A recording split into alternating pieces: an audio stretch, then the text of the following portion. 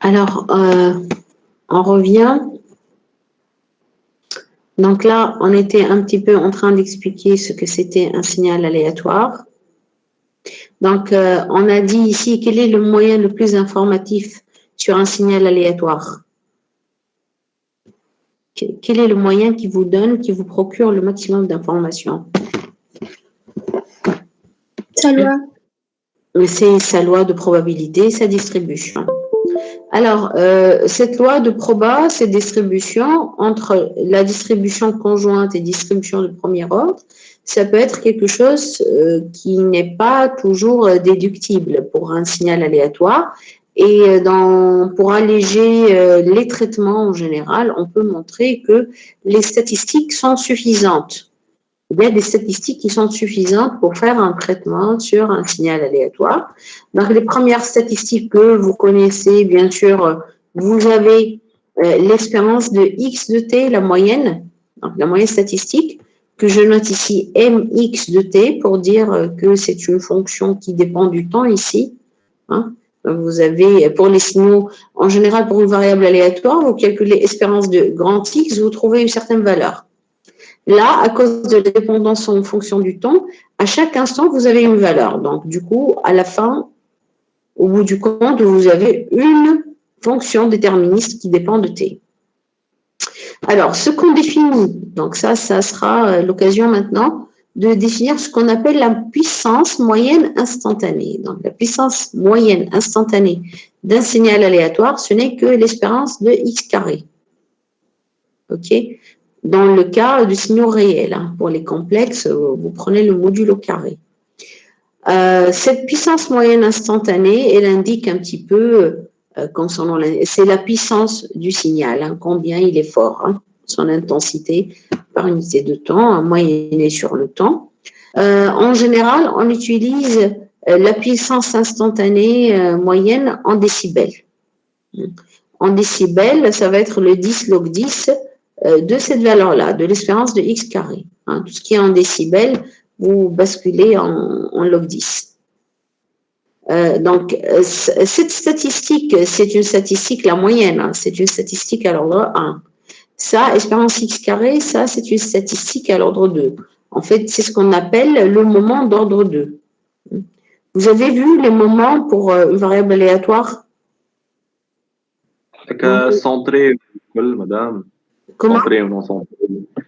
Centré ou non centré d'ordre comme. Ce qu'on appelle le moment d'ordre k pour une variable aléatoire, c'est espérance x puissance k. Vous avez vu les moments ou pas? Oui. Okay. Donc ça, c'est l'espérance de x carré. Donc pour vous, ici, l'espérance x carré, c'est la puissance du signal. OK? Alors, on peut parler aussi en termes de sa variance. Hein. Variance d'un signal aléatoire, hein, c'est un petit peu la même définition que pour les variables aléatoires, sauf que vous avez ici en plus la dépendance en fonction du temps. Donc, c'est espérance de x moins mx, le tout carré. Hein. Donc, si vous ouvrez le carré, vous montrez que ça, c'est la même chose que espérance de x au carré moins la moyenne au carré. Hein. D'accord?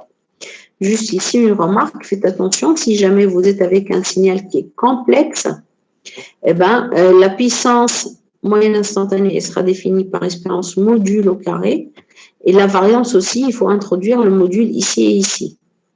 D'accord? Donc, qu'est-ce qui est plus fort du point de vue information?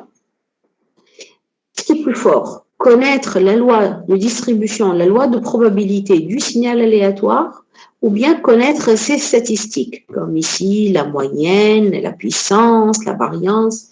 D'après vous, qu'est-ce qui comporte plus d'informations?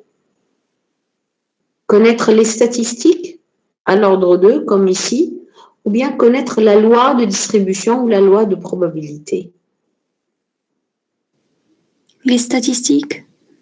Les statistiques. Est-ce qu'il y a une autre réponse?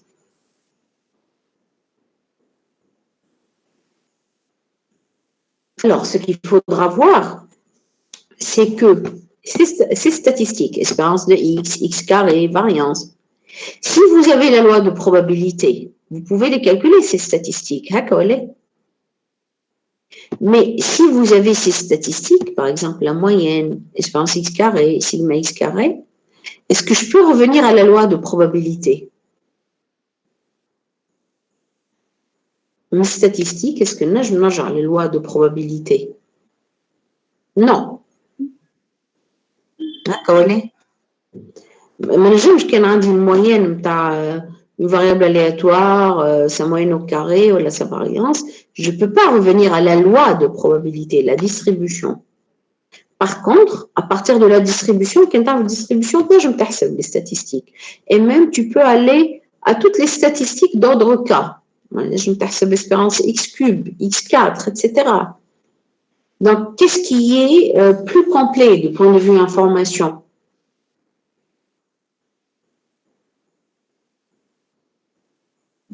C'est connaître quoi? Les statistiques ou la loi de probabilité? La loi de probabilité. Donc, la loi de probabilité, comme je vous l'ai dit, elle est plus informationnelle que de simples statistiques. Quand tu as une moyenne ou variance d'une variable aléatoire, ça ne veut pas dire que vous la connaissez, que vous avez le plus d'informations sur elle. C'est en accédant à sa loi de probabilité que vous aurez le maximum d'informations sur ça. Donc, ça, c'est important à voir. Alors, là, c'est juste un petit rappel, normalement, et on va faire un exemple. Par exemple, si x est une variable aléatoire de densité de probabilité fx, donc là, je suppose que ma variable, elle est continue, à valeur continue dans R, espérance de grand X, vous le calculez par l'intégrale sur R, alpha, fx de alpha d alpha. Donc, vous intégrez toujours par rapport à la mesure de probabilité que vous utilisez. Vous connaissez ça, hein? Comment vous calculez l'espérance de X?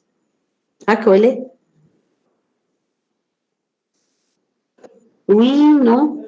Dites-moi. Oui. Ok.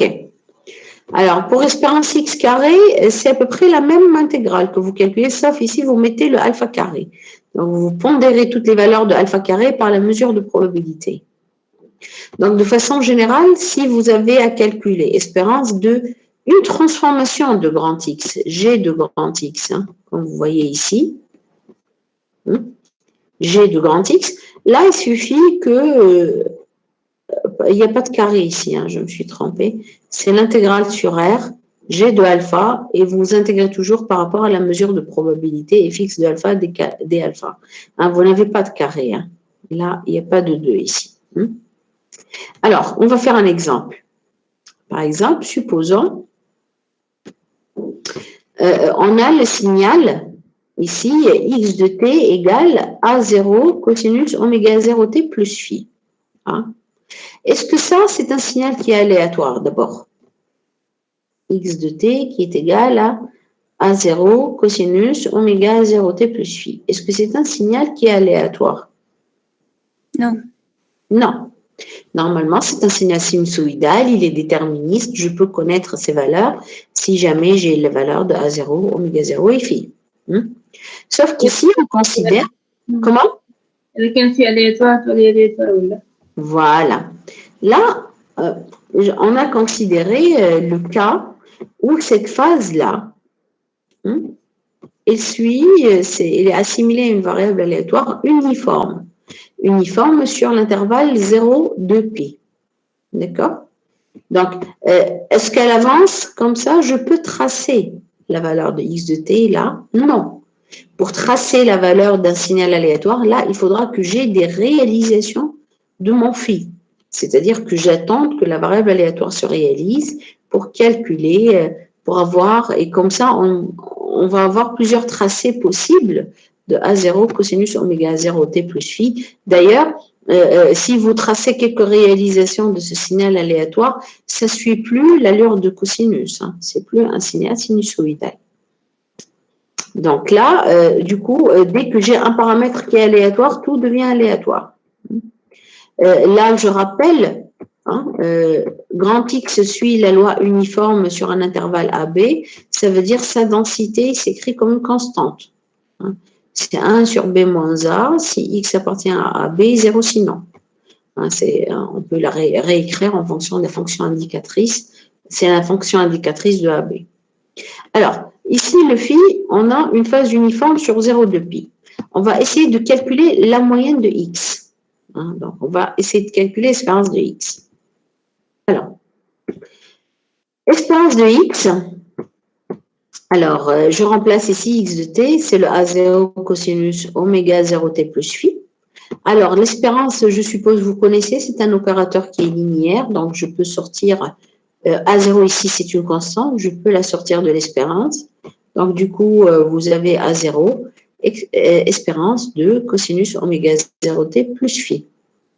Alors, là, je sais que mon phi, c'est une variable aléatoire uniforme.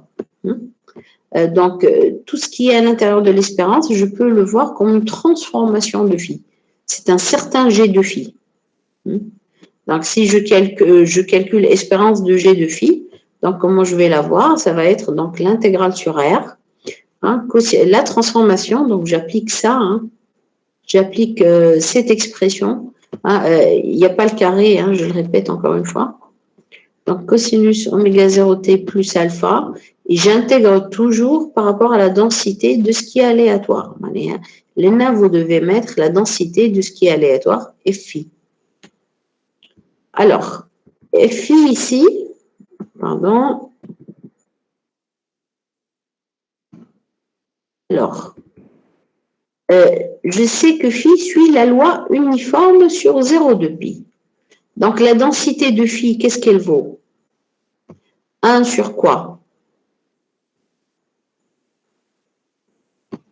Donc, que vaut pour la loi uniforme sur 0,2 pi? La densité de phi, ça va être égal à quoi? C'est 1 sur, ce qui joue le rôle du B ici, c'est 2 pi. Le A ici, c'est 0. Donc, ça va être quoi?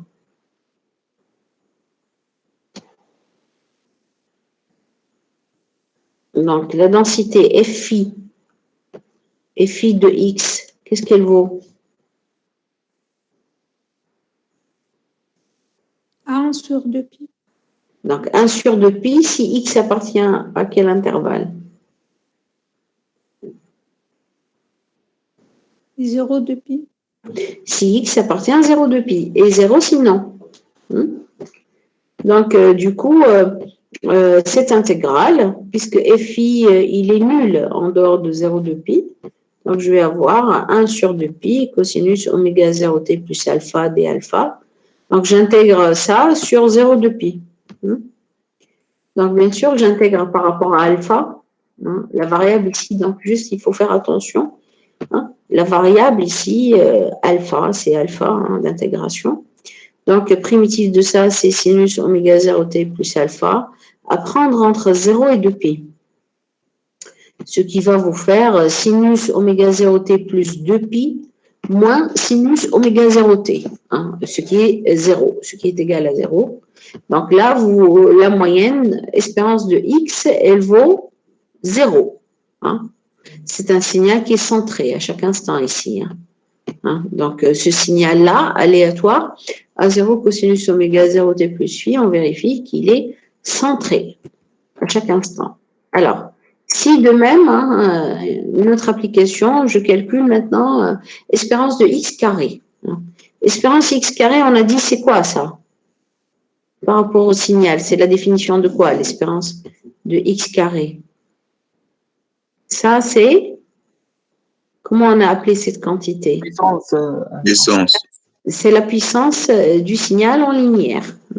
Donc, de même, je remplace mon signal par A0 cosinus oméga 0t plus phi.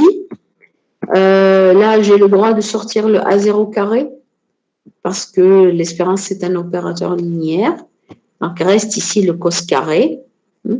La première chose à laquelle vous devez penser, bien sûr, c'est la linéarisation de cos carré, parce que je ne peux pas manipuler comme ça les non-linéarités par l'espérance. Donc, vous aurez, ça c'est 1 demi 1 plus cosinus de oméga 0t plus 2 phi. Alors, donc ça vous fait quoi? Donc si on ouvre le produit ici, ça va me faire 1,5 plus 1,5 cosinus. Donc par linéarité, j'applique encore une fois la linéarité de l'espérance. Qu'est-ce que je vais avoir? Donc c'est A0 carré, espérance de 1,5, la constante 1,5, plus espérance de cosinus de oméga 0t plus 2 phi. OK? Alors, espérance de 1,5, qu'est-ce que ça vaut, espérance de 1,5? 1,5. C'est une constante déterministe. Donc, c'est bien 1,5. Alors, pour la deuxième expérience ici, je réapplique encore une fois, je le vois ça. Qu'est-ce qui est aléatoire là-dedans? Il faut que vous détectiez, donc c'est le phi qui est aléatoire. Donc ça, je peux le voir comme un G de phi, une certaine transformation de phi. J'applique encore une fois le calcul de l'espérance. Donc du coup, je vais avoir donc A0 carré fois 1,5 plus la même chose, hein, j'intègre par rapport à la densité de phi, j'obtiens 1 sur 2 pi, l'intégrale de 0 à 2 pi, cosinus de oméga 0t plus 2x dx. Madame, عندنا مخرج سيدا مع oui, je l'ai oublié. Hein. Je l'ai oublié, donc on aura 1 sur 4 pi, mané. Hein? Enfin, 1,5 haka ou 1,5 cos, c'est vrai. Donc là, il me manque le 1,5 ici, avant l'espérance. Donc du coup, ici, c'est 1 sur 4 pi. Alors, primitif de ça, par rapport à x, donc c'est 1,5 sinus de oméga 0t plus 2x, à prendre entre 0 et 2pi. Hein? La même chose, je remplace x par 2pi, vous aurez sinus de oméga 0t plus 4pi, moins sinus de oméga 0t, ce qui vous fait 0. Donc, cette intégrale, elle vaut 0. Donc, reste à 0 carré sur 2. Donc, la puissance de ce signal-là, elle vaut combien? Elle vaut A0 carré sur 2. Est-ce qu'elle est constante en fonction du temps?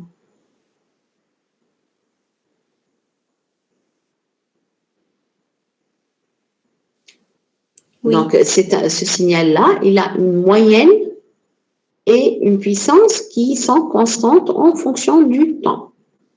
Ça ne bouge pas en fonction du temps. OK. Mais, alors, pour les signaux aléatoires, il y a une classe de signaux qu'on observe particulièrement. C'est la classe de signaux qu'on qualifie de stationnaires au sens large. Donc, un signal XT aléatoire, il sera dit stationnaire au sens large s'il vérifie deux conditions. La première, c'est que, la condition C1, c'est que sa moyenne, vous calculez sa moyenne, vous trouvez qu'elle est constante, qu'elle ne dépend pas du temps. La deuxième condition qu'il doit vérifier, donc un signal stationnaire au sens large, c'est que lorsqu'on calcule ce qu'on appelle fonction d'autocorrélation, qui est Rx, t, moins taux, définie par cette espérance. Donc, si vous calculez l'espérance de x de t fois x conjugué t moins taux, donc si vous calculez cette espérance, si vous retrouvez une expression qui dépend que de taux, alors le signal, il sera dit stationnaire au sens large. D'accord? Donc, pour vérifier, dans la grande famille des signaux aléatoires, il y a une classe de signaux aléatoires bien particulière qu'on qualifie de signaux stationnaires au sens large, pour laquelle vous avez ces deux conditions vérifiées. La première, c'est que sa moyenne ne devrait pas dépendre du temps, et sa fonction d'autocorrélation, donc lorsque je calcule l'autocorrélation, et les espérances de x de t, x conjugué t moins taux, normalement, le résultat de ça, il doit dépendre aussi bien de t que de taux. Mais si vous Après avoir calculé la fonction d'autocorrélation, vous retrouvez quelque chose qui dépend que de taux, alors le signal sera dit stationnaire au sens large. D'accord? Un petit peu, pour expliquer un petit peu ça, réellement, l'autocorrélation, calculer espérance x fois x conjugué ici, x de T1 fois x de x conjugué de T2, ça c'est une mesure de similarité dans le signal. Hein? Similarité, signal lorsque tu fais un décalage, là vous êtes en train de détecter s'il y a un certain moment où vous pouvez revenir au même endroit en espérance.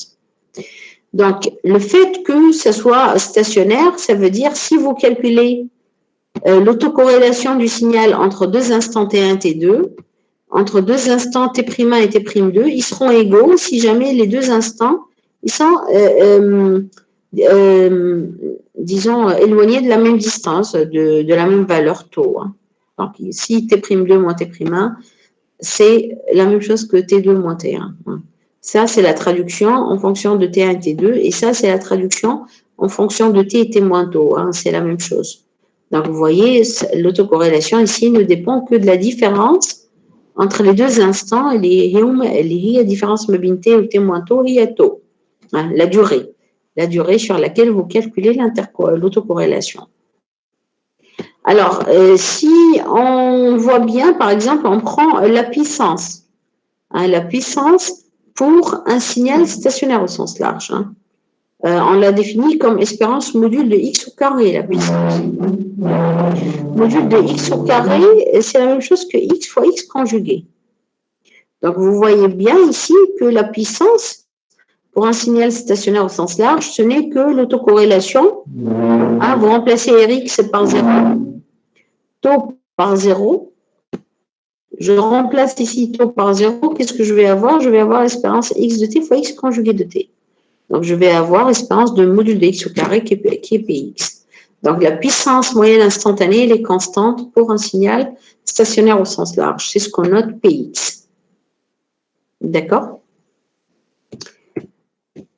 Alors, ce qui est intéressant pour cette classe de signaux, c'est qu'on va définir ce qu'on va appeler spectre de puissance. Ce qu'on n'a pas dit là, depuis le début, si vous avez un signal aléatoire d'après vous, est-ce que vous pouvez mener sa transformée de Fourier? Est-ce que vous pouvez calculer la transformée de Fourier de x de t si jamais x de t il est aléatoire? Vous prenez l'exemple de tout à l'heure, par exemple, A0, cosinus oméga 0t plus phi, avec phi qui est une phase uniforme. Est-ce que je peux calculer sa transformée de Fourier?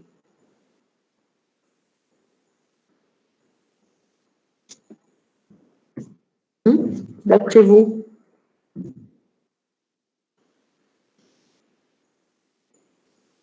Oui, normalement.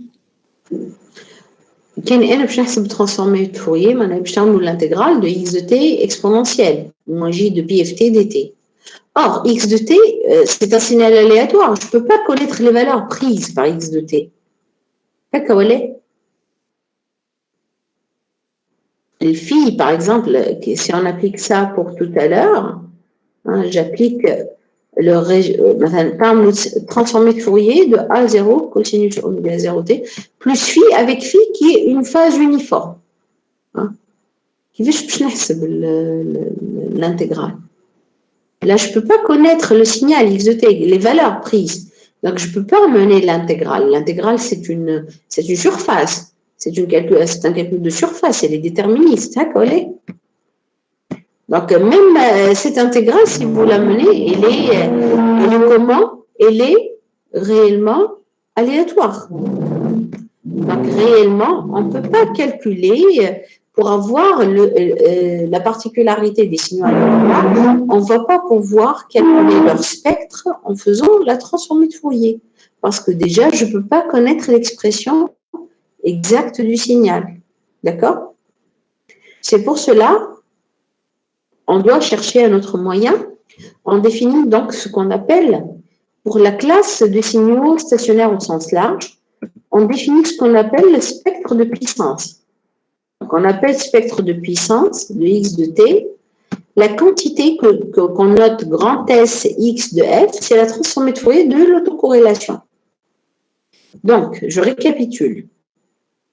Pour un signal aléatoire, pour calculer, si on vous demande de calculer son spectre, qu'on appelle réellement, c'est le spectre de puissance, ou encore densité spectrale de puissance, d'abord, vous devez voir, est-ce qu'il est stationnaire au sens large, oui ou non. Donc, vérifiez la condition 1 et vérifiez la condition 2. La condition 2, elle devrait vous donner l'expression de l'autocorrélation qui dépend que de taux. Eh bien, si vous obtenez tout ça, eh bien, le spectre de puissance, ou encore ce qu'on appelle aussi densité spectrale de puissance de X, c'est ce qui va jouer le rôle maintenant du spectre. Ce n'est que la transformée de Fourier de l'autocorrélation. D'accord? Alors, pour voir un petit peu pourquoi on l'appelle densité spectrale de puissance, ou spectre de puissance. Alors, d'après cette expression, si la DSP, c'est la transformée de Fourier de Rx de taux, alors Rx de taux, c'est la TF-1 de Sx. Donc, c'est ce qui est écrit ici.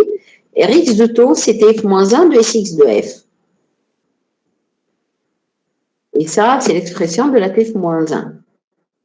Donc, si je calcule la puissance de ce signal aléatoire stationnaire au sens large, la puissance, c'est ce qu'on vient de montrer, c'est la même chose que Rx de 0. Px, c'est la même chose que Rx de 0. Donc, si je remplace taux par 0 ici, qu'est-ce que je vais obtenir? On va obtenir, c'est l'intégrale de Sx de f df.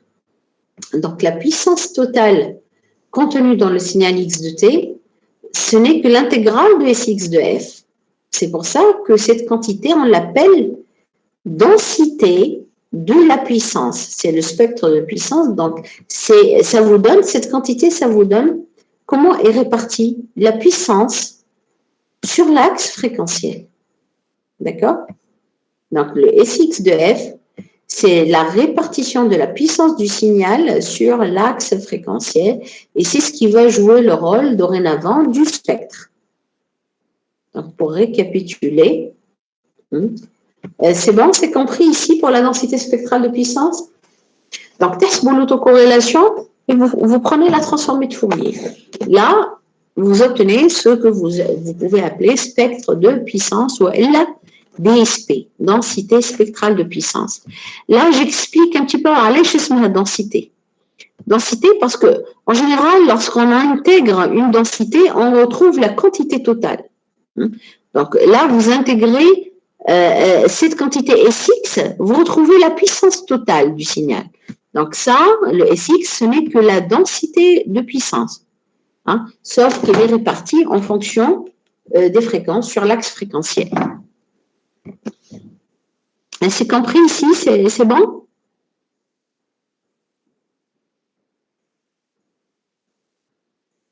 Dites-moi si vous avez des questions. Donc, pour récapituler, un récapitulatif qui va vous aider. Donc, dans le cas déterministe, on avait des signaux x de t sur lesquels on faisait directement la transformée de Fourier pour avoir le spectre. Là, il y avait une bijectivité entre x de t et grand X de f. Au champ de z, je peux récupérer le spectre directement à partir de x de t, ou نجم le spectre, le x de t par t-1. Donc, vous avez une relation bijective directe entre x de t et sa représentation spectrale, x de f. Alors, maintenant, dans le cas aléatoire, si vous avez un signal aléatoire, d'abord, vous devez voir est-ce qu'il est stationnaire au sens large, oui ou non. C'est-à-dire, est-ce qu'il vérifie les deux conditions qu'on a énoncées tout à l'heure. Si c'est le cas, vous allez être en mesure, vous allez être capable de calculer ce qu'on appelle sa fonction d'autocorrélation, Rx de taux. Dans ce cas-là, ce qui représentera le spectre, c'est la densité spectrale de puissance Sx de f que j'obtiens par transformée de Fourier. Donc ici, la différence avec ce cas-là, c'est que par TF-1, je reviens qu'à la fonction d'autocorrélation. Je ne peux pas revenir au signal de départ. Il n'y a pas une relation objective de ce type-là. Est-ce que ça va gêner, ça? Est-ce que c'est gênant pour cette représentation spectrale des signaux aléatoires?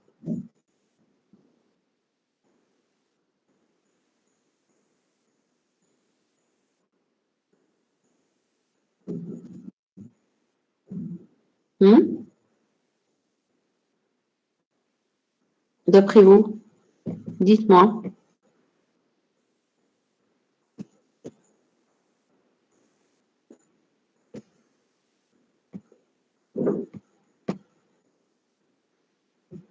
Est-ce que vous avez compris d'abord comment tirer la DSP, le spectre de puissance d'un signal aléatoire?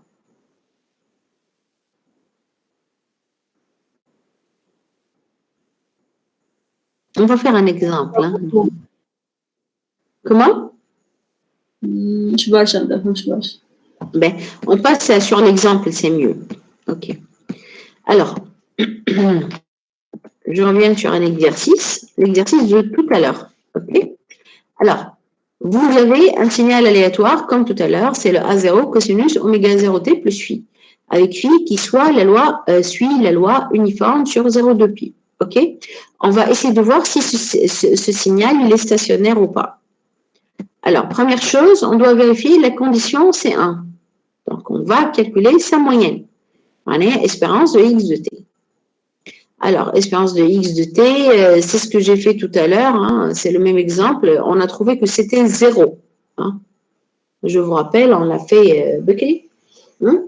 Donc, vous voyez, hein, vous obtenez, est-ce que la moyenne ici que vous obtenez, est-ce qu'elle dépend du temps? Non. Elle ne dépend pas du temps. Donc, la première condition, c'est 1. Est-ce qu'elle est vérifiée ou pas? Oui. La première condition, elle est vérifiée. Maintenant, on va vérifier la deuxième condition. Alors, deuxième condition, on doit former ce qu'on appelle la fonction d'autocorrélation, qui est le Rx, t moins taux. Par définition, c'est ça, c'est cette espérance, hein, qui est, comme je vous ai dit, c'est une mesure de similarité dans un signal. Alors, on va former cette espérance, on va la calculer, et on va voir si elle ne dépend que de taux. Taux ici, je vous fais remarquer, c'est la différence entre ces deux instants. Elle ne dépend que de la durée, ma bin t ou t moins taux. Alors, je remplace. Donc, je vais avoir A0 carré. Hein, je remplace x par A0 cos.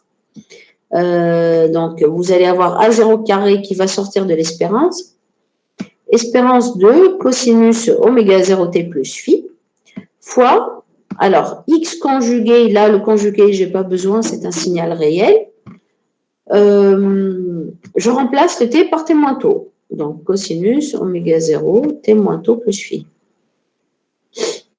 D'accord? Donc, arrivé ici, vous avez du cos fois cos. Donc, je linéarise ça. C'est un demi cosinus la somme plus cosinus la différence.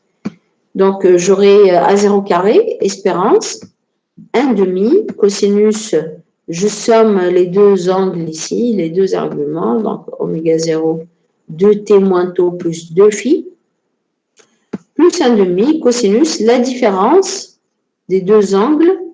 La différence, vous allez avoir le phi qui vont partir, le oméga 0t, la même chose. Reste cosinus oméga 0 taux. D'accord? Donc, espérance, c'est un opérateur qui est linéaire. Donc, j'ai le droit encore de sortir le 1,5. Donc, qu'est-ce que je vais avoir?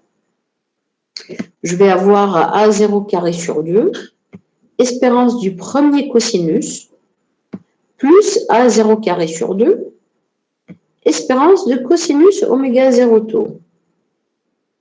Alors, que vaut l'espérance de cosinus oméga 0 taux, d'après vous? Est-ce qu'il y a quelque chose d'aléatoire là-dedans? Non. Non. C'est la même. Là, rien d'aléatoire.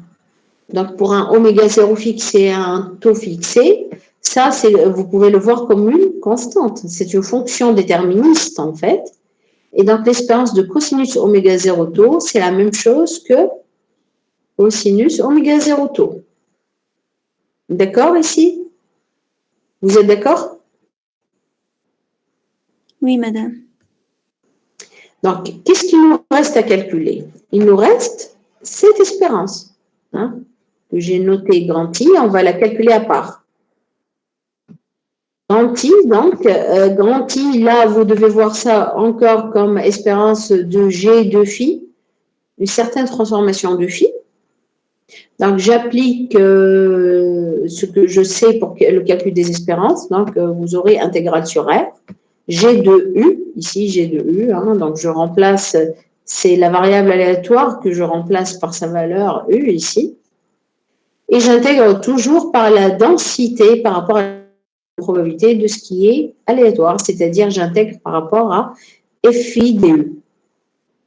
Alors, c'est une loi uniforme, c'est la même chose, elle vaut 1 sur 2pi sur 0 de pi. Donc, je remplace cette intégrale hein, par l'intégrale de 0 à 2pi, cosinus oméga 0, 2t moins tau plus 2u, à prendre entre 0 et 2pi. D'accord? Et du coup, j'aurai 1 sur 2pi fois l'intégrale de cosinus. Là, j'intègre par rapport à u. Hein, on fait attention que l'argument de l'intégration, c'est u. Donc, c'est sinus 2u plus oméga 0 fois le temps ici, fois 1,5, à prendre entre 0 et 2pi. Vous remplacez, donc c'est le u que vous devez remplacer par 2pi et 0. Et du coup, vous retombez encore une fois sur 0. Donc, cette espérance, l'espérance de cosinus oméga 0, 2t moins tau plus 2 phi, on le montre aussi dans ce cas particulier, elle est nulle.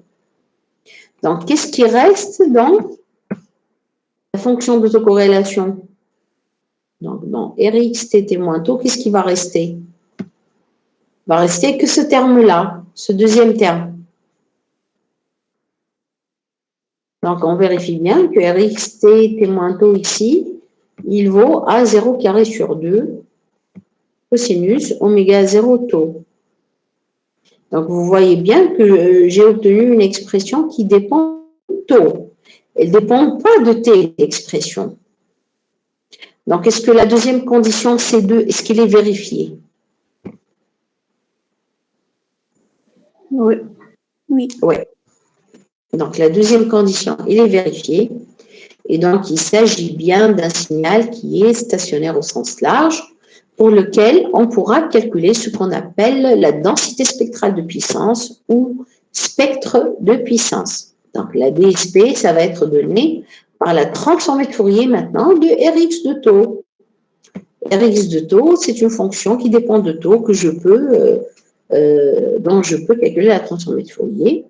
Donc, ici, transformée de Fourier de cosinus oméga 0 tau. Là, juste, je fais une petite manipulation pour faire apparaître la fréquence. Hein, donc, je l'écris comme cosinus de pi fois quelque chose fois tau. Après, bien sûr, ça, c'est donc la fréquence. Donc, transformée de Fourier de cosinus, on sait faire. Hein. Là, tout est déterministe, là. Donc, c'est bien le A0 carré sur 4, delta F moins oméga 0 sur 2pi, plus delta F plus oméga 0 plus sur 2pi. Alors, c'est bon pour cet exemple-là? Oui, madame, merci.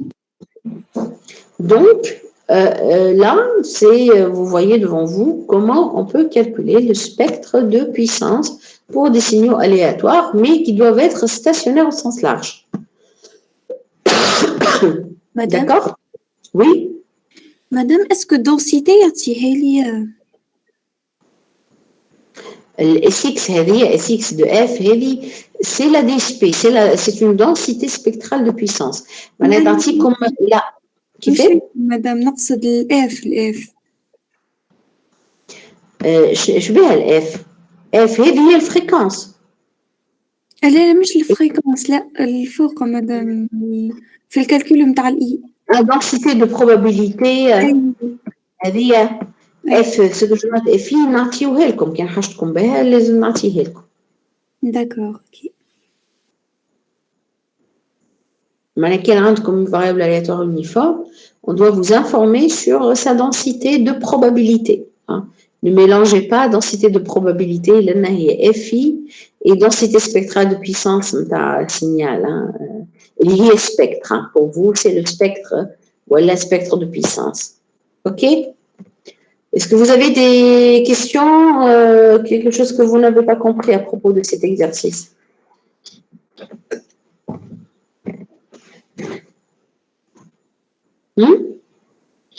Donc, la démarche que vous devez suivre pour ce genre de choses, il y a un petit comme un signal aléatoire. Normalement, on doit vous spécifier ce qui est aléatoire là-dedans, quelle est sa densité, etc. Donc, vous devez voir s'il est stationnaire ou elle est. Donc, vérifiez la condition C1, puis la condition C2. Si la condition est C2 est vérifiée, donc vous devez pouvoir calculer sa fonction d'autocorrélation, Rx de taux, comme ici. Qu'en fonction de taux. مش باش تلقاو en fonction de t زاده ما تظهرناش لنا une variation en fonction de t. Là, du coup, vous prenez ça, transformez le foyer. Du coup, vous obtenez ce qui va jouer le rôle de spectre pour ce signal aléatoire lié à DSP. Hein? Donc, vous pouvez calculer votre DSP en toute tranquillité ici. OK? Alors, donc là, c'est pour un petit peu récapituler par rapport aux différences, mais bien le cas déterministe, donc, ou le cas aléatoire. Là, comme on dit, l'anecdote ici, c'est que le TF-1 fait déterministe trajan à X de T. Là, la TF-1, le DSP, je me le Rx de taux. Il n'y a plus de relation d'inversibilité comme ça par rapport à X de T. Déjà, X de T, il est aléatoire. Par contre, est-ce qu'on a le fait encore que cette DSP, elle est unique, par un signal aléatoire unique? Alors, réellement, ce qu'on montre, c'est que si vous avez deux signaux X et Y qui ont la même DSP, alors on montre qu'ils sont égaux presque partout.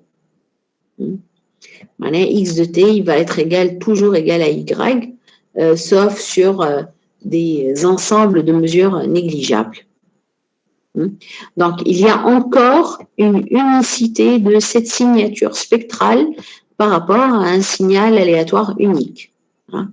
D'accord? On va reconnaître aussi, le DSP aussi, c'est comme pour le spectre, c'est un moyen de reconnaissance, d'identification, d'expression de ce signal dans un autre domaine. C'est bon ici? Vous avez des questions?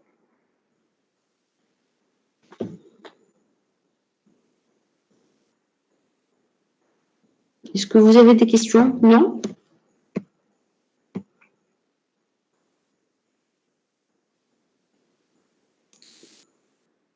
Dites-moi.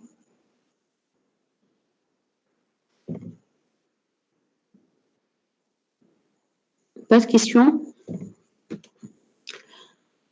Alors, comme pour les signaux déterministes, on filtre aussi les signaux aléatoires. Particulièrement, donc même les signaux aléatoires, on va les filtrer, tels que les signaux audio, images, etc. Hein. La plupart des signaux, les signaux numériques aussi, ils sont aléatoires. Hein. Ce sont des signaux qui s'expriment. Je ne peux pas mettre un fichier d'octet sous la forme de sinus, cosinus, exponentielle. Hein. C'est un signal qui est traité comme une variable aléatoire, comme un recueil de variables aléatoires. Donc, là aussi, on va filtrer, on montre qu'on peut filtrer les signaux aléatoires, particulièrement les signaux stationnaires au sens large. Donc, en général, les filtres, ils sont toujours conçus. Donc, leur réponse impulsionnelle est toujours déterministe. Hein. Bon, sauf en modélisation physique, hein, là, je ne vais pas aborder ça. Donc, l'idée ici, pour le filtrage, c'est si on a une entrée, un signal d'entrée qui est aléatoire stationnaire au sens large. Est-ce que Y de T, la sortie correspondante, elle va être aussi stationnaire au sens large? Alors, on montre que d'abord la relation de convolution, elle est toujours vérifiée, donc vous faites encore la convolution entre h et x, bien que le caractère aléatoire il est prépondérant. Et on montre que ici, que si x de t il est stationnaire, alors y va être aussi stationnaire. Et on peut écrire une telle relation entre les DSP. On peut écrire que la DSP de la sortie du filtre, c'est la DSP de l'entrée fois module de h de f au carré. Alors que في le cas déterministe, x déterministe, quelle était la relation entre les spectres? Vous vous rappelez? Quelle est la relation entre les spectres de sortie et d'entrée dans le cas déterministe? Comment on va l'écrire? Le spectre de y de t, comment il s'écrit?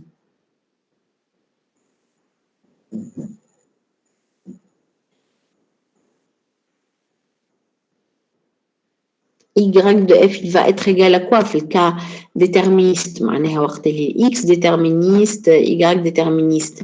Y de f, il va être égal à quoi?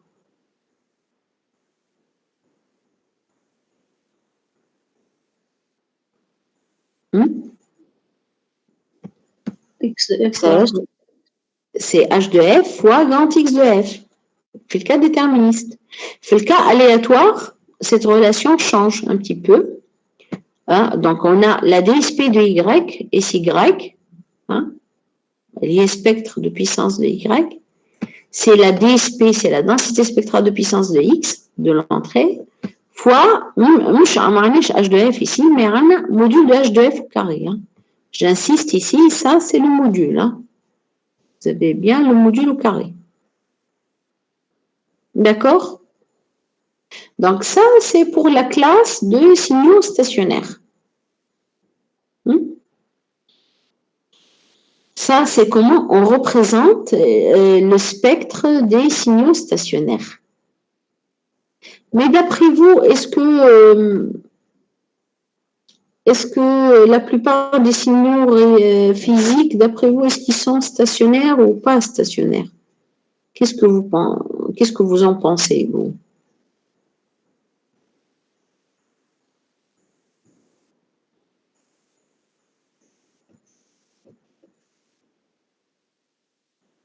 Avoir un signal stationnaire, on pourra globalement l'interpréter comme avoir un signal dont les statistiques ne changent pas en fonction du temps. Hein, et sont constantes et sont invariantes par translation. Mais ce qu'il faut savoir, c'est que réellement, après, hein, la plupart des signaux, comme par exemple le signal audio, hein, le signal audio type parole, type musique, ce sont des signaux qui ne sont pas stationnaires. Stationnaire, les statistiques à l'ordre 2, elles changent. Par contre, qu'est-ce qu'on montre? On montre que ces signaux-là, ils sont stationnaires sur des intervalles de durée très très faibles. Par exemple, le signal audio, on montre qu'il est stationnaire sur des intervalles de largeur de l'ordre de 20 millisecondes. Chaque 20 millisecondes, hein, je peux considérer le signal comme stationnaire. Donc, dans ce cas-là, comment vous visualisez son spectre? Qui veut je d'après vous?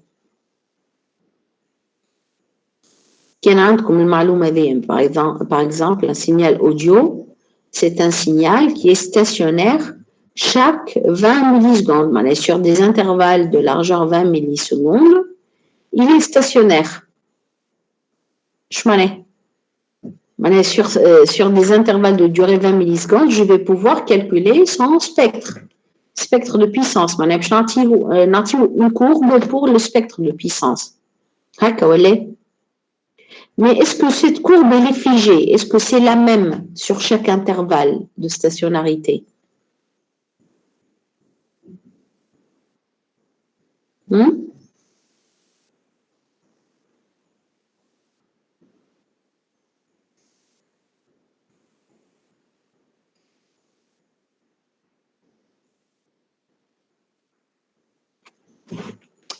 Qu'est-ce que vous en pensez? Hein? Supposons. Oui. Non, c'est pas la même sur tout l'intervalle. معناها في التريتمون شو يعملوا ياخذوا le signal. Par exemple, je reviens sur ce schéma-là. Par exemple, supposons que ça, c'est un signal qui n'est pas stationnaire, mais il est stationnaire sur des durées. Alors, sur des durées de 20 millisecondes, c'est-à-dire les signaux sur 20 premières millisecondes, il est supposé ici stationnaire, ils vont calculer sa DSP sur cet intervalle. Après, l'intervalle d'après. Après, c'est l'intervalle d'après, ainsi de suite. Maintenant, ils font une analyse, ce qu'on appelle une analyse temps-fréquence du signal. Donc là, je vais vous montrer un tel exemple. Alors, sur cette figure-là, vous voyez, vous avez deux axes. L'axe temporel et vous avez l'axe fréquentiel. OK? Donc, vous voyez ici, vous avez la superposition de plusieurs courbes. Et chaque courbe, elle correspond à Sx de f, la DSP. Donc, la DSP, elle est tracée comme ça en perspective, sur un intervalle de largeur très très petite, de l'ordre de 20 millisecondes. Vous voyez? Est-ce que vous voyez? Donc, vous obtenez comme ça, comme une surface. C'est une surface de courbe. Ça, c'est ce qu'on appelle un spectrogramme. Spectrogramme d'un signal audio, ici, de type audio. Vous voyez la superposition des courbes? Vous voyez, par exemple, à cet instant-là, le contenu fréquentiel, il est donné comme ça en largeur par l'allure de cette courbe-là. Si je me localise à cet instant-là, vous obtenez la coupe de cette courbe-là, ça correspond à une autre DSP. Est-ce que vous voyez tous que par ce genre d'affichage que Sx de f, il varie d'un instant à l'autre? Est-ce que vous le voyez? Est-ce que vous le sentez? Donc là, l'affichage pour les signaux non stationnaires, il se passe comme ça, par petit intervalle de temps, on essaie d'analyser le spectre du signal et de présenter la courbe correspondante. Et vous obtenez comme ça une surface en 3D dans laquelle l'axe Luleni a le temps, après la fréquence, et là, vous avez l'amplitude de Sx, l'amplitude de la DSP. Est-ce que vous arrivez à saisir ce genre de courbe, oui ou non?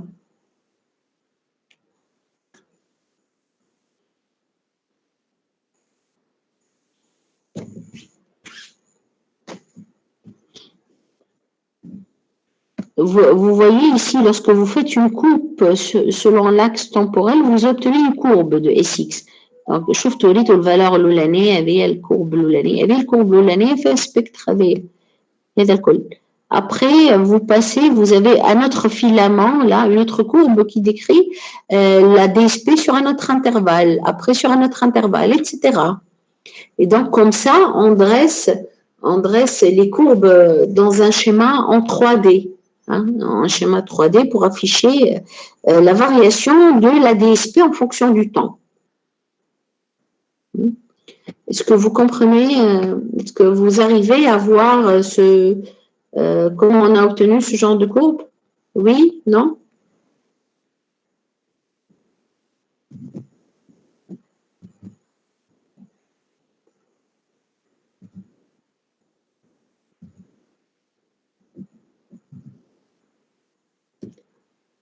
En général, on essaie de donner des niveaux de couleur à la DSP, au spectre. Là où le spectre il est très haut, comme ici, ça va virer vers les tons du rouge. Et là où le spectre il est très bas, il est très faible, comme ici, là on va faire virer ça vers la couleur bleue. En général, on peut donner les images comme ça. L'image de la DSP et les données comme ça avec des niveaux de couleur, avec les niveaux assez élevés de la DSP, ça tend vers le rouge. Les niveaux très faibles de la DSP, ça tend vers le bleu. Et du coup, en général, on représente la cartographie vue d'en haut. Hein. Vue d'en haut, c'est ce qu'on appelle le spectrogramme, c'est ce qui donne cette chose-là. Hein.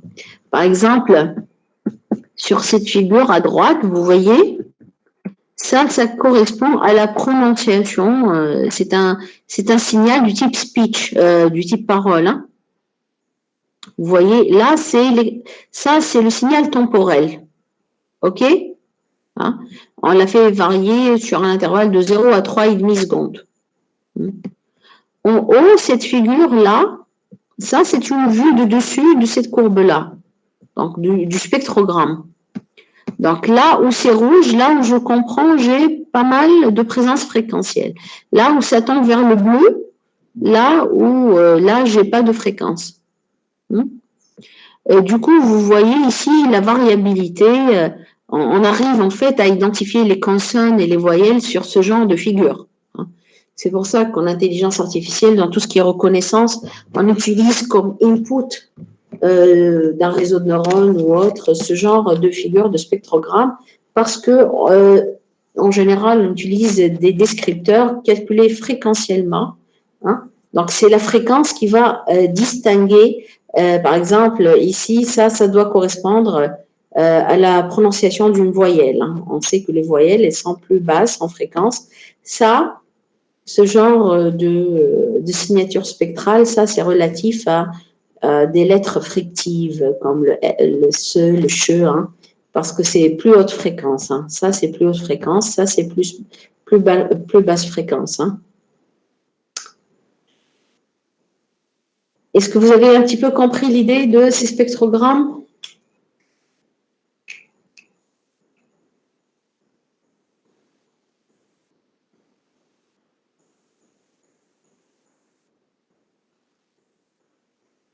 Vous êtes là?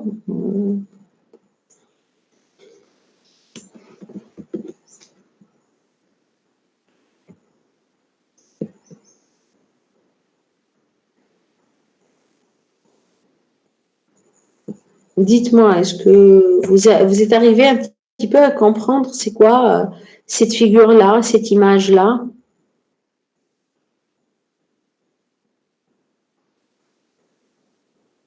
Oui, madame. À peu près. Hein. Bon, on ne va pas se focaliser sur ça, mais c'est juste à titre de connaissance hein, que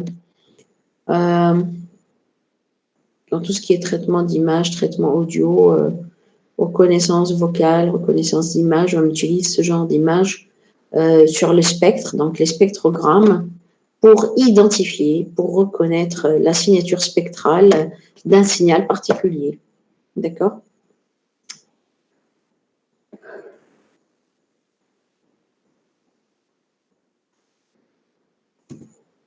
Donc, ça, c'est juste le traitement pour des signaux qui ne sont pas stationnaires. Hein. C'est juste pour avoir une idée sur ça. Hein.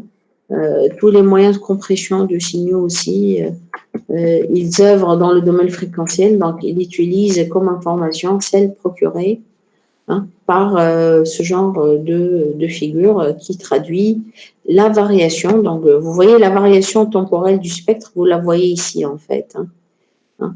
Là, j'ai la même bande. Là, la bande, elle change. Donc, vous avez comme ça des schémas, des petites imagettes qui correspondent à la variation de la DSP. Madame? Oui. Juste, madame, je me تعودنا كيف يعملوا traitement متاع signal non stationnaire.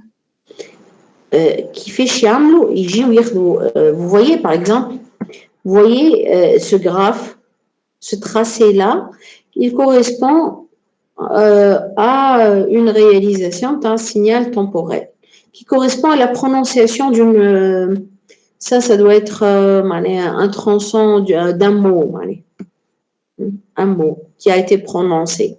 Alors ce qu'ils viennent faire, ils viennent segmenter le signal. Alors, je vais essayer d'agrandir d'abord ça.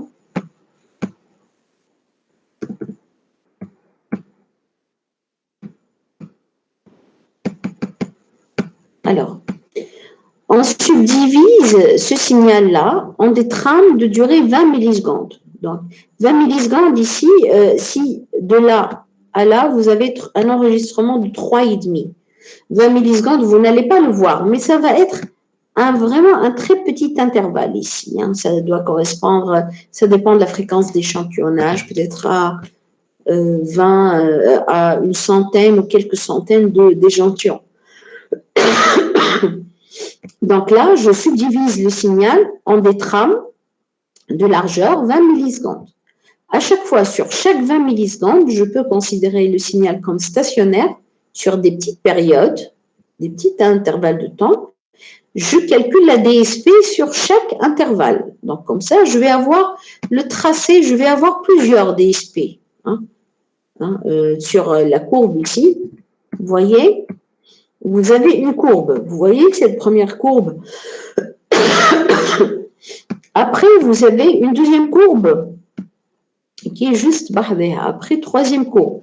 Toutes ces courbes, donc, tu fixes le temps ici, tu obtiens une courbe qui correspond à la DSP obtenue sur un intervalle de largeur 20 millisecondes. Comme ça, vous avez donc la concaténation de plusieurs courbes. Plusieurs courbes, est-ce que vous saisissez ça? En perspective, عندك الكورب الأولانية بعد الكورب الثانية بعد الثالثة. D'accord? Représenté en niveau de couleur, ça va être ça. Donc, ce que vous voyez là, ça, c'est la vue de dessus, dans la courbe en 3D. OK, la vue de dessus. Là où la couleur rouge représente un spectre qui va vers un spectre, une valeur élevée de DSP. Sx de f qui va vers là, vous avez la plage de variation, il vous indique en décibels. Chez moins 70 décibels, moins 10 décibels. Donc, les valeurs en rouge, ça correspond à des valeurs de spectre vers moins 10 décibels, les plus hautes. Et lorsque ça tombe vers le bleu, ça c'est pour schématiser les valeurs très très faibles. Les valeurs très très faibles, vous voyez ici. Ça, c'est une haute valeur de DSP. D'accord? Donc, comme ça, on fait le traitement sur des intervalles ou avant des segments du signal dans lesquels on considère sur chaque segment un signal comme stationnaire. Donc, on obtient, vous voyez ici que la DSP, vous la voyez, elle change en fonction du temps. Pourquoi? Parce que je n'ai pas le même graphique à chaque instant. D'accord? C'est bon ici? Oui, madame. Donc, ça, c'est juste pour avoir une idée comment faire, comment calculer le spectre pour des signaux réels, réellement. Et comme je vous ai dit, ce genre d'imagette, ce genre d'image, c'est ce qu'on considère pour la reconnaissance d'un locuteur d'un autre. Voilà, dans pas mal d'applications à base d'intelligence artificielle, on utilise en fait le spectre, la représentation spectrale, pour la lire et tirer des informations qui vont nous intéresser pour identifier un phénomène, identifier un locuteur, faire de la reconnaissance vocale. D'accord? OK?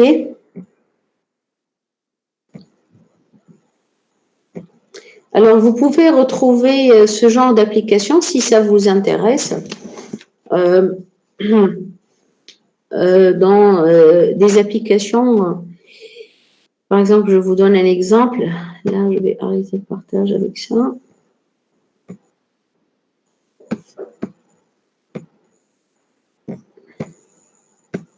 مدام Oui, oui. نجم تهبط لنا الكور هذا خاطر مش موجود في اليو في تي نتاع سينيال aléatoire. ما حديتوش. Ok, je vais le mettre. Ok. Oh, les exemples, madame. Oui, oui, je vais le mettre, ça c'est sûr. Alors, si vous voulez un petit peu juste... est-ce que vous voyez ici le lien, une page web? Oui, madame. Donc, là, vous avez par exemple, pour ce genre d'application sur les signaux aléatoires, si vous voulez un petit peu investiguer plus ça, On travaille beaucoup sur ce qu'on appelle les signaux VLF. VLF, Very Low Frequency. Hein. Ce sont des signaux, les signaux de bande. Hein, vous voyez ici, la bande, elle va de la 300 Hz à la 30 kHz. D'accord? Alors, comme les signaux, comme ici, les signaux AM, FM, etc.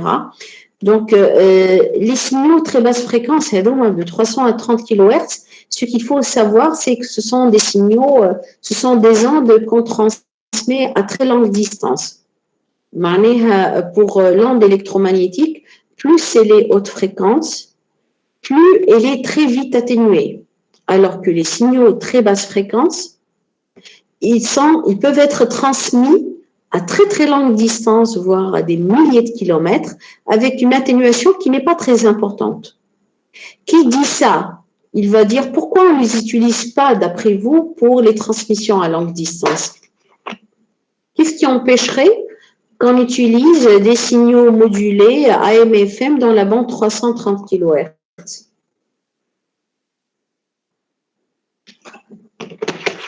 Allez, je dis maintenant, on fait modulation avec des fréquences porteuses qui sont dans les mégahertz. C'est ça ma question. C'est ça la question.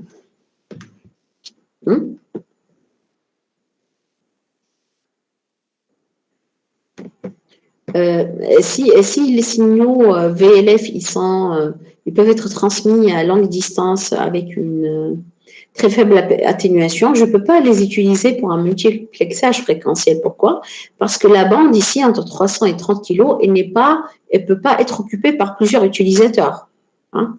Parce que ça, c'est du BF, c'est de la basse fréquence. Hein? Donc, c'est pour ça qu'on préserve toujours la bande de 330 kHz pour les communications longue distance avec les paquebots, avec les sous-marins. Hein? Sinon, la bande de transmission, de communication utilisée, c'est toujours la haute fréquence. Pourquoi? Parce que là, je peux placer plusieurs utilisateurs en multiplexage fréquentiel.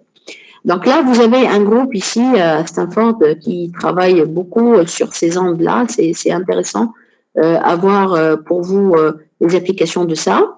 Donc, là, il vous explique pourquoi ces signaux VLF ils sont intéressants à étudier par les scientifiques et les ingénieurs. Alors, sur ce schéma-là, vous avez une explication, disons. Vous voyez bien ici que si vous transmettez une onde HF, hein, vous voyez la courbe en orange, elle vous traduit, comment se fait la transmission d'une onde HF. L'onde radio en général, elle se transmet entre deux couches, entre la Terre et la couche ionosphère, et elle se propage dans l'atmosphère par bond, comme ça. Donc, les ondes HF, elles sont très très vite atténuées. De ce fait-là, on les utilise pour les communications maintenant, tout ce qui est communication Internet, Wi-Fi, etc., communication avec les opérateurs portables, etc. Tout ça, ça se fait avec les ondes HF. OK? Et on peut transmettre avec ça sur une distance qui n'est pas, disons, de l'ordre de quelques kilomètres, avec une atténuation très, très, disons, acceptable. Par contre, vous voyez ici, le bon en jaune, ça, ce sont les ondes VLF. Les ondes VLF, en fait, elles se transmettent à très, très longue distance, sans atténuation. Hein? Mais le problème, c'est que on ne peut pas les utiliser. Pourquoi? Parce qu'on ne peut pas faire du multiplexage fréquentiel dans la bande basse fréquence, hein, entre 300 et 30 kHz. Là, je ne peux pas placer plusieurs utilisateurs, chose que je peux faire avec les ondes HF. Donc, les ondes VLF, elles se transmettent comme ça, en bond. Hein, vous voyez, l'onde, elle fait une réflexion, c'est par successive réflexion entre la Terre et l'ionosphère qui se propage d'un lieu à un autre. D'accord? Donc, vous avez fait un cours de propagation des ondes, propagation des ondes électromagnétiques. Oui, non?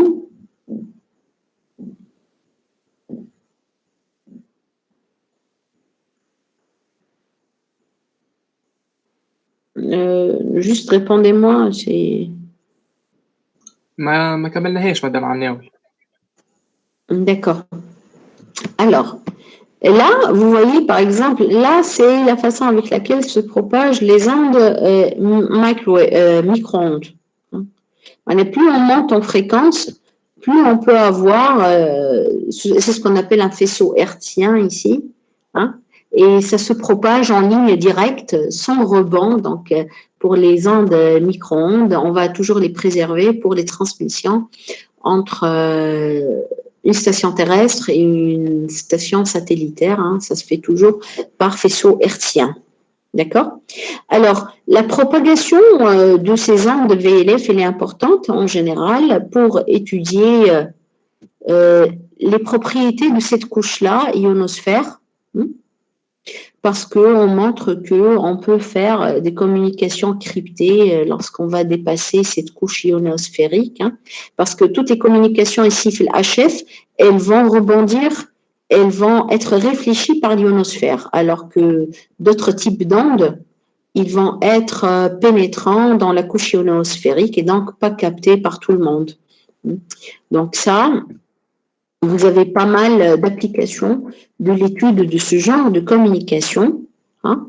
Donc la première, c'est maîtriser cette couche ionosphérique au niveau des communications. Hein. Donc ça, ce sont des télécoms qui sont pas normales, hein, parce que pour le moment, tous les opérateurs, ils œuvrent في البوزيشن هذه يعني في l'atmosphère. Hein. Ça se passe entre la Terre et l'ionosphère. Hein. Maîtriser les communications qui dépassent l'ionosphère, c'est au stade peut-être militaire chez certains pays, pas tout le monde. Donc, on est intéressé aussi par l'étude de ce genre de phénomène pour donc maîtriser les communications. Vous voyez, Terre-satellite, ground to satellite communication. Donc, on montre que les faisceaux ici d'ondes électromagnétiques, ils peuvent emprunter un chemin qui n'est pas capté de façon terrestre. Hein. Donc, ça sort carrément du champ atmosphérique et ça revient vers d'autres endroits. Ça peut être transmissible à très très longue distance parce que c'est du très basse fréquence. On utilise aussi l'étude de ce genre de propagation d'ondes pour parce que ces ondes VLF, très très basse fréquence, elles pénètrent aussi dans la Terre. Donc, on peut détecter les traces sismiques en analysant le genre de type d'ondes VLF qui vont être enregistrées à différents endroits. Donc ça, c'est juste pour avoir une petite idée sur comment utiliser ce genre de données, de signaux modulés dans la bande 30 000 Hz. Hein, donc, c'est toujours la bande VLF et ELF, 330 kHz.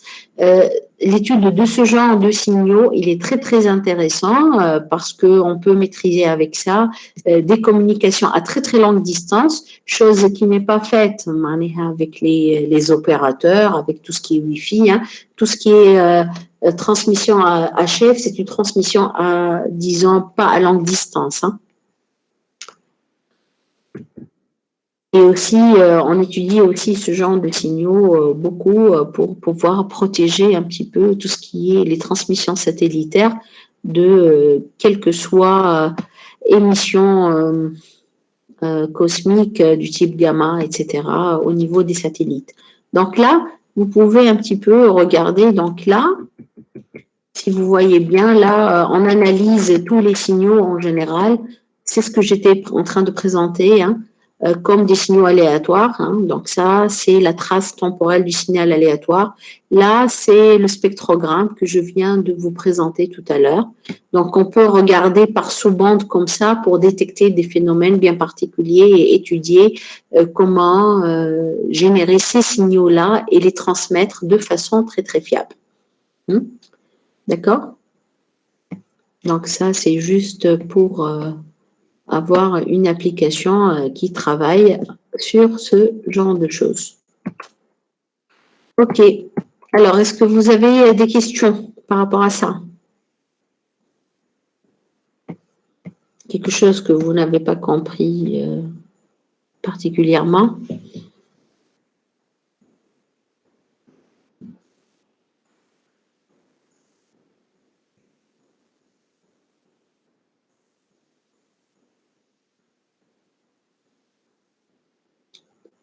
Dites-moi. Par rapport au calcul des spectres de puissance, etc., est-ce que vous avez une question?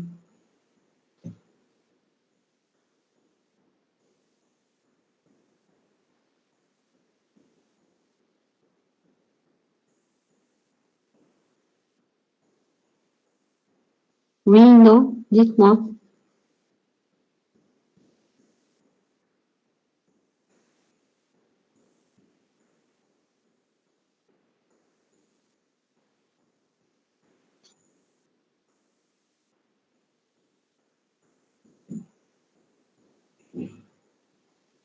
انتم نورمالمون باش تزيدوا تقراو بعد الساعة ولا ما تعرفوش؟ مازال ما نعرفوش. D'accord. Ok, donc si vous n'avez pas de questions, on se quitte là. ولا اللي عنده حاجة particulière à me demander, il peut me dire.